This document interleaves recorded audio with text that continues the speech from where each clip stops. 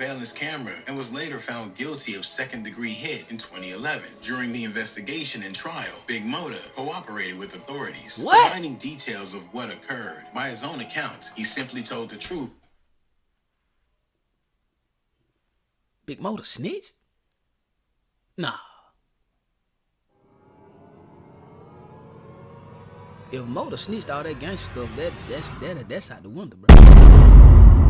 YouTube, man, what it poppin', man? Welcome back to the channel, man. Welcome back to another video. I go by Dunn. If you new, go ahead and do me the biggest solid, man. I need you to like it up, sub it up. After you do that, make sure you ring that bell.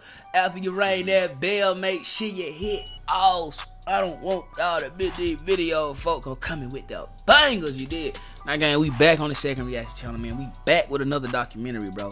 And tonight, man, yeah, man, we got my boy Dose of Mystery. Shout out to Dose. Go subscribe to Dose channel too, man. You know what I'm saying? Cause a lot of y'all be like, you stopping the video. You stopping the video. I can't understand you stopping the video. You talk too much. Well, go to Dose channel and watch the full video. But right now, we gonna speak on it. Cause my subscribers sent me this and they want me to speak on it. And you know what I'm talking about? The final hours of Memphis, Tennessee stepper, the big bully himself. Rest in peace. We talking about Big Mota. In the Oak Haven community, a dark-colored car riddled in more than a dozen bullet holes on Chulahoma near Rain. Big Mota finally does something freaking right, and it gets him killed. It's just not getting me when I got a good heart, but you call me, that'll get you. Long live Big Mota. Long live Big Mota, man. Shout out to Memphis 10, man. All that, no kill. October 26, 2023 began like any other night in Oak Haven, a quiet South Memphis neighborhood known for its tucked-away streets and small, aging homes. But as the sun dipped behind the trees and porch lights flickered on, something far more sinister was unfolding. Big Mota. Bro, this nigga Dose is the man. I know a lot of y'all be saying Truckload Ross is better than Dose when it comes to this documentary stuff, bro. But Dose say when the sun dipped behind some trees. When he said it, I saw it. The sun was setting, bro.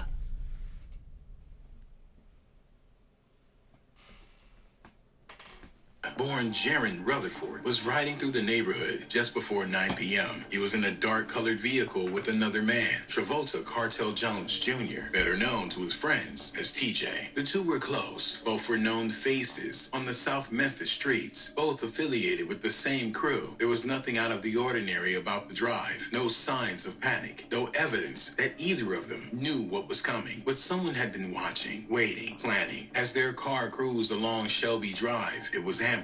A hail of bullets. He did it again, bro. Watching, waiting, planning. Watching, waiting, planning. That's crazy. That boy good. Tore through the vehicle, hitting both men. The gunfire rang out in rapid bursts. More than a dozen rounds fired in less than 10 seconds. Witnesses told dispatchers they heard automatic-style gunfire, followed by silence. By the time officers arrived, the car had already come to a full stop, riddled with bullets. Windows shattered, the doors pocketed with holes. Inside the vehicle, TJ was slumped in the passenger seat, pronounced deceased on the scene. His body had taken multiple rounds. No chance of survival. In the driver's seat was Big Mota. He was still breathing, but just barely. Police blocked off the scene. Yellow tape wrapped around the quiet street, holding back a crowd that was already forming. Friends, neighbors, people who knew the names, the history. Cell phones were out, streaming footage of the car with its bullet-riddled panels. Some mourned, others just stared. Paramedics worked quickly, stabilizing him enough for transport to Regional 1 Hospital, where he was listed in critical condition. For a few hours, there was hope. A rumor began circulating that he might survive, but the damage was too severe. He passed away sometime after midnight, leaving both men from the car ride deceased in less than 24 hours. The streets of Memphis had lost another voice, and for many, this one hit close to home. Memphis police say they responded to a shooting Thursday night in the 4100 block of Chulahoma, where there was a large police presence. Investigators say 2 people were shot, 1 person Friday morning. Friends tell WREG. Boy, them some big ass bullet hole, boy. Yeah, they was shooting, bro. That gotta be a 7.62. Throw that boy a 7.62. We don't throw shade, bro. No, that got to be.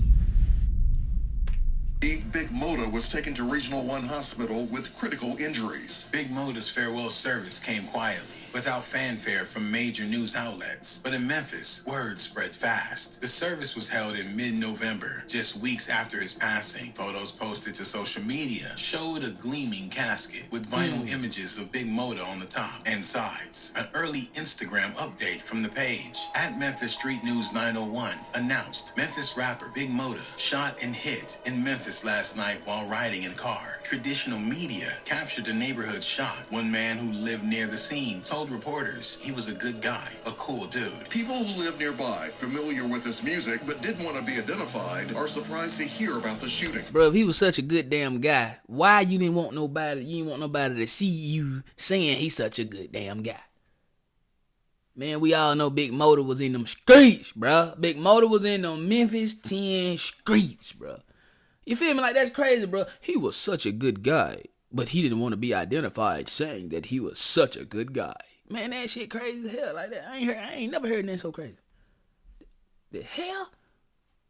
It's a trip there, man. I mean, you good guy. You know what I mean? Cool dude. Fans and friends say Big Mota was making a name for himself as an artist in the hip-hop community. Ain't nothing I can say bad about it, his friend said. But in this city, if you get some type of shine on you, man, they're gonna hate on you. Somebody's gonna come at you some kind of way, one way or another. Big Mota wasn't industry pop. Didn't Big Mota snatch a rapper chain, bro?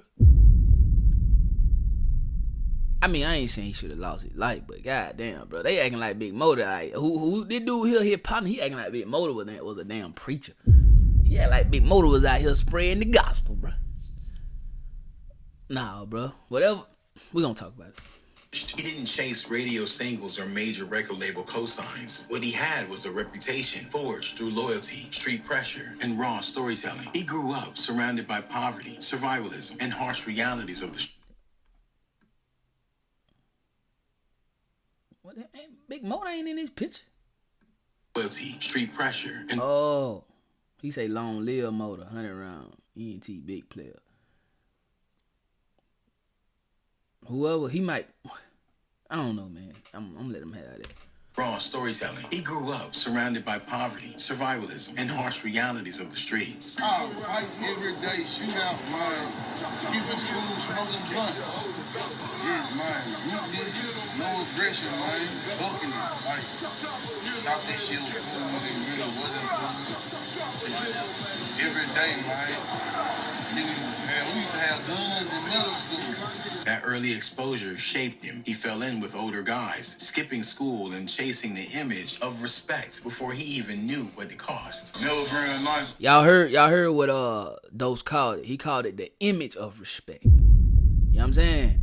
Because killing and drilling and robbing and stealing, bro, and being a street guy, real street N-word, that's really not respect. You feel me? That's what our young kings, bro, that's what they think is respect. But no. Respect, no, it's not that. For real. Gunfight. What you think cool?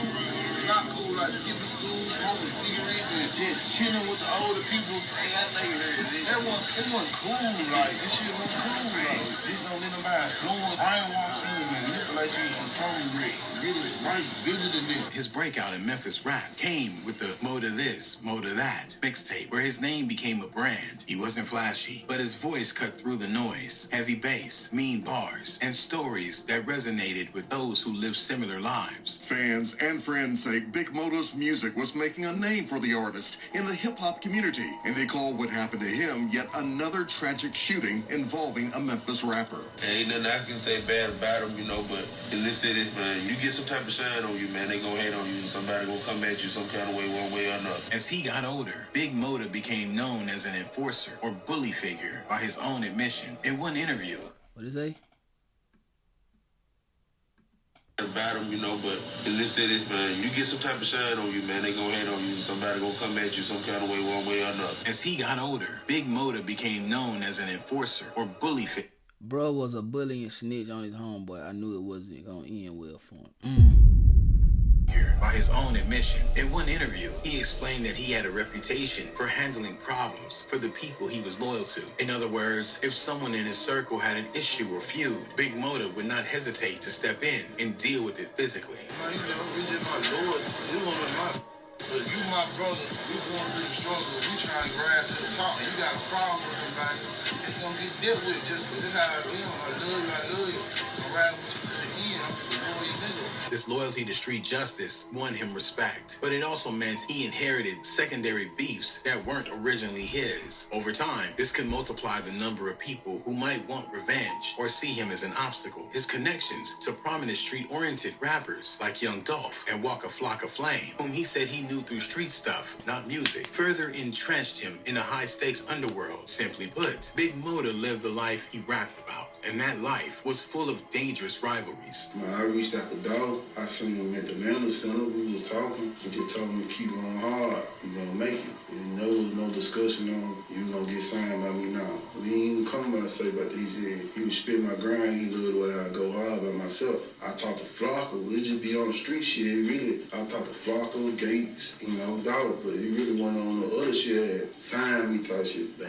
They told me to keep going hard. His music caught attention from national names, but Mota was always clear that these weren't rap connections. He also had enemies. His bold, unfiltered style made him a neighborhood legend and a neighborhood target. Big Mota was not only a Memphis rapper, but also known to be involved in the city street gang scene. He and his friend, Travolta T.J. Jones Jr., were affiliated with the clique called Young Mob, short for Young Mob Military, a South Memphis-based gang. The inevitability put Big Mota in the crosshairs of rival crews. One high-profile incident that put Big Mota on the map and potentially in harm's way was his altercation with Washington, D.C.'s rapper Shy Glizzy. In late 2015, Shy Glizzy was performing at a Memphis nightclub when an entourage confrontation turned violent. During the chaos, with even gunshots reportedly fired, Shy Glizzy's signature diamond-studded Glizzy gang chain was snatched. Rumors soon emerged that Big Mota and a Memphis associate, D-Money Stacks, were the masterminds behind the chain snatching. The chain snatching incident earned Big Mota a certain infamy online and in rap media. I ain't gonna count. That was my first time hearing about Mota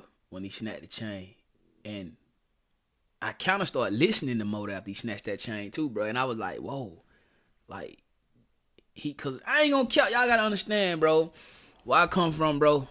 You know what I'm saying? It's gutter, it's treacherous, bro. But like, it ain't this treacherous. So when Shy Glizzy came out, bro, I hadn't really listened to DC gangster rap like that. You feel me? So I thought Shy Glizzy was one of the most treacherous people in the world when it comes to being a gangster. And then I found out that Ant Glizzy was kind of like the muscle. But that's besides the point. But so when Big Mota snatched Shy Glizzy's chain, and Shy Glizzy was on the phone talking to what's old boy name, man? Y'all know light skinned dude from Young Mark from Walker Home, man. What his name is, bro? He been beefing with Yo Gotti forever. I forgot his name, bro. It's on the tip of my tongue. I'm gonna think of it too. When Shy was on the phone with old boy, and he said, "Who got the chain?" And he said, "Big Mota." I'm like, bro, he talking to that man like that man his daddy. And old boy said, "They say Mota got your chain?" I knew right then old boy wasn't gonna do nothing to get that chain back. And I knew right then couldn't nobody even ask for that chain, bro. You feel me? I think Black Youngster had to go buy that chain. That when I was like, Big Mota must be a real stepper. You know what I'm saying? So I started listening to Mota's music from there. As it was an audacious move against a nationally known artist. Ultimately, industry OGs in Memphis, reportedly Yo Gotti's camp, intervened to get the chain returned and squash the beef. However, OG Boo Dirty, that's his name, man. Shout out OG Boo Dirty. the stunt painted a target on Big Mota's back. Not only did it create bad blood with Shy Glizzy's camp, but it also bolstered Big Mota's bully reputation on the streets, potentially provoking other rivals to test him. I got into it with another, you know what I'm saying? I was popping, whatever the case may be. But we got into it. That ain't never snatched my chain off my neck. He ain't never come up to me, approach me on it. He approached me, I pushed them, we got into a little scuffle. My shit came off, but the that was telling me to top in, them niggas that had them on chain the whole time. So like, it's like, why? You know what I'm saying? Top in what? Some is that, you know what I'm saying, on some scheme and shit like this. So the whole play was put together. Another situation that may have turned Big Mota into a target was an old hit case involving his friend. In February 2010, Big Mota's close friend, Terrell Loverson, shot and hit an unarmed security guard at Southland Mall in Memphis. The shooting happened after a fight at the mall. Loverson was pinned down by the guard, but broke free and fired a shot into the guard's chest. He later succumbed to his injuries. Loverson was caught on surveillance camera and was later found guilty of second-degree hit in 2011. During the investigation and trial, Big Mota cooperated with authorities, providing details of what occurred. By his own account, he simply told the truth. Big Mota snitched? Nah. If Mota snitched all that gangster stuff, that's out the window, bro. About the incident, which was clearly captured on video, but in street terms, this marked him as a snitch. We were parked right here. We went to the mall to buy some kids shoes. My little girl had just turned 1 night, Kayla. Yo, so we were walking toward the mall. We in the mall, got to fight with a couple of other dudes. Nah, this how it happened. We went to Foot Locker. Somebody came and got T-Bo and said, hey, them niggas, we got 2 with her. So we say them, we pop it off, got the check. Boom, boom, boom, boom. They run pain. They parked right here in the mall. They run. In fact, years later, many in Memphis still accuse Big Mota of having snitched on his best friend. Mota pushed back, noting that the mall shooting was caught on camera regardless. He simply shared what was on tape. Being labeled a snitch can be... Like, why would you even say what you see on tape, bro? Like, if they got it on tape, they really don't need you, man. You tell them folk. See, I ain't a street guy, so I understand why he did that. You know what I'm saying? Because you when you ain't no street guy, bro, you could tell the police certain things. But see, Big Mota was a street guy. So Big Mota was supposed to know, look, bro, I don't care what they see on film, bro. I don't see nothing. I'm Ray Charles. I can't see. You know what I'm saying? I can't see nothing. You feel me? But Big Mota didn't want to carry his ass to big jail. extremely dangerous. It often means former allies turn into enemies. Big Mota's standing and young mob may have suffered after the mall incident, and resentment or betrayal could have been a motive for retaliation down the line. Some observers believe that certain individuals never forgave him for cooperating and may have sought payback. The security guard. I believe that. Black man. That's a father. That's a child. Somebody's son. Somebody's brother. Somebody's grandson that loved him. This was a working man. Got up, put his boots on, went to work. Because he restrained Big Mota homeboy, he died for it. But others disagree that the snitching had anything to do with Mota's hit. Some community discussions have speculated that a rival gang known as KSBG was allegedly behind the hit on Big Mota as retaliation for the earlier passing of one of their own members, a man nicknamed Big Gray. KSBG stands for Knocking Stuff Back Gang, a street gang based in South Memphis, specifically around the Kings Gate and Whitehaven areas. The name means exactly what it sounds like, a crew known for retaliatory violence and enforcing respect on the streets. That morning, in the... What is it?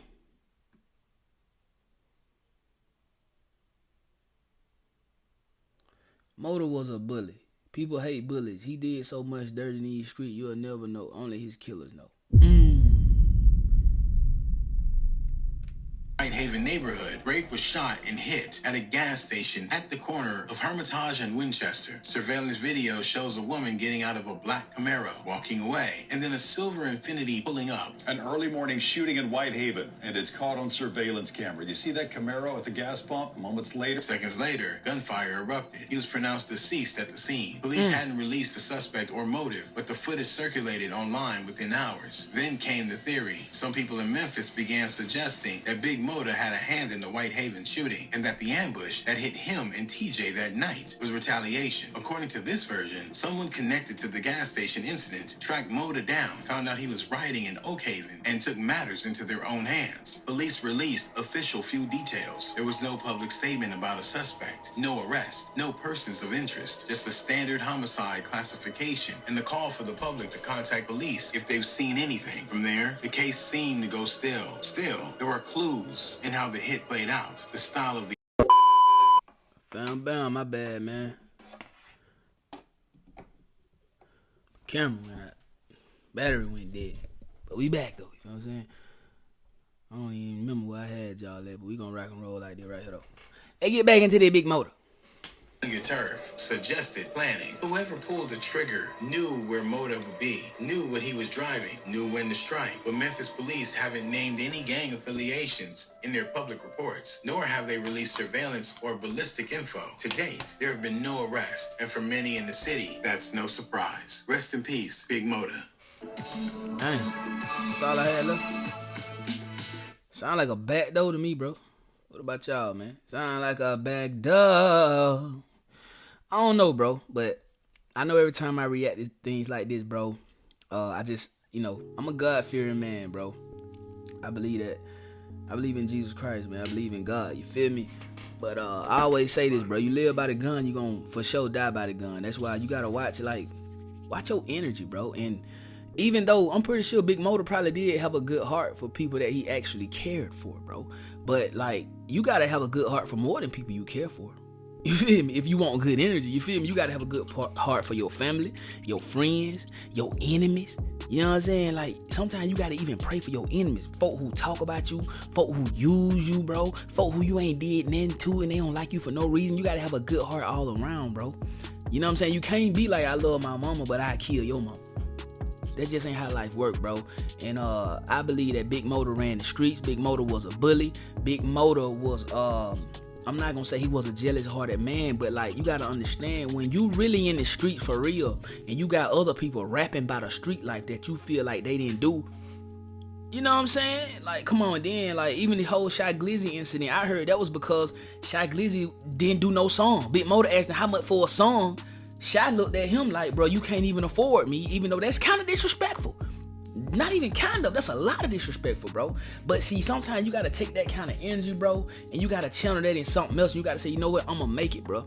Dolph don't wanna sign me, Gotta don't wanna sign me. Shy Glizzy say I can't even afford a feature, so guess what I'm gonna do? I'm gonna work hard as hell and I'm gonna show him 6 months to a year, I'm gonna be better than him, I'm gonna be better off than him, I'm gonna feed my family, get my mama out the hood, take care of my kids, we're gonna live a great life. But instead, Big Mota still ran the streets of Memphis, Tennessee, bro. He still was tapped in with all the gang banging, dope slanging, and things of that nature, bro, and it caused his demise.